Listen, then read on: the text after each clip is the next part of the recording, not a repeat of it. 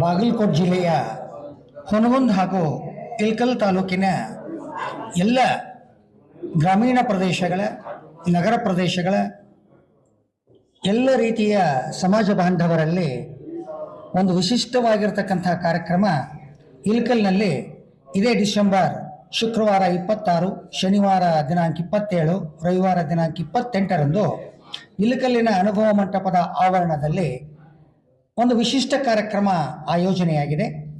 ಇಳಕಲ್ಲಿನ ಜಮಾತೆ ಇಸ್ಲಾಮಿ ಹಿಂದ್ ಇವರು ಕನ್ನಡದಲ್ಲಿ ಸಾರ್ವಜನಿಕ ಕುರಾನ್ ಪ್ರವಚನವನ್ನು ಆ ಕಾರ್ಯಕ್ರಮವನ್ನು ಹಮ್ಮಿಕೊಂಡಿದ್ದಾರೆ. ಈ ಪ್ರವಚನವನ್ನು ಖ್ಯಾತ ಪ್ರವಚನಕಾರರಾಗಿರ್ತಕ್ಕಂತಹ ಮಂಗಳೂರಿನ ಜನಾಬ್ ಮೊಹಮ್ಮದ್ ಕುಯಿ ಅವರು ನಡೆಸಿಕೊಡ್ತಾ ಇದ್ದಾರೆ. ಕುರಾನ್ ಎನ್ನುವುದು ಕೇವಲ ಅಲ್ಲಿಯ ಸಂದೇಶಗಳು ಮುಸ್ಲಿಂ ಸಮುದಾಯಕ್ಕೆ ಮಾತ್ರ ಸೀಮಿತವಾಗಿಲ್ಲ.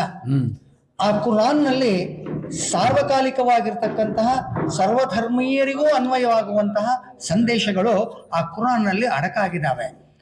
ನಮ್ಮ ಬಸವಣ್ಣನವರು 12ನೇ ಶತಮಾನದಲ್ಲಿ ಹೇಳಿರ್ತಕ್ಕಂಥ ಸಂಗತಿಗಳಾಗಲಿ, ಬುದ್ಧ ಬಸವಾದಿ ಪ್ರಮತರು ಹೇಳಿರ್ತಕ್ಕಂತಹ ಸಂಗತಿಗಳಾಗಲಿ, ಇವತ್ತಿನ ಆಧುನಿಕ ಕಾಲದಲ್ಲಿ ಹೇಳ್ತಾ ಇರತಕ್ಕಂತಹ ವಿಚಾರಧಾರೆಗಳಾಗಲಿ, ಅಲ್ಲಿ ಎಲ್ಲ ಸಂದೇಶಗಳು ಕುರಾನ್ ಅಡಿಯಲ್ಲಿ ಆ ಸಂದೇಶಗಳು ಅಡಕವಾಗಿದ್ದಾವೆ.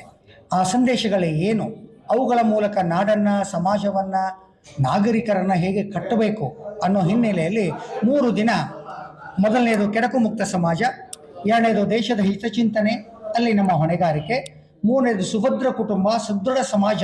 ನೋಡಿ, ಈ 3 ವಿಚಾರಗಳಿಗೆ ಅನ್ವಯವಾಗುವ ಸಂದೇಶಗಳು ಕುರಾನ್ನಲ್ಲಿ ಹೇಗೆ ಅಡಕಾಗಿದ್ದಾವೆ, ಅವು ಏನನ್ನ ಹೇಳ್ತಾ ಇದ್ದಾವೆ ಅನ್ನುವಂಥದ್ದು ಜನಮಾನಸದ ಜನಸಾಮಾನ್ಯರಿಗೆ ಮುಟ್ಟುವ ರೀತಿಯಲ್ಲಿ ಜನಾಬ್ ಮೊಹಮ್ಮದ್ ಕುಯಿ ಅವರು ಶ್ರುತಿಪಡಿಸ್ತಾ ಇದ್ದಾರೆ.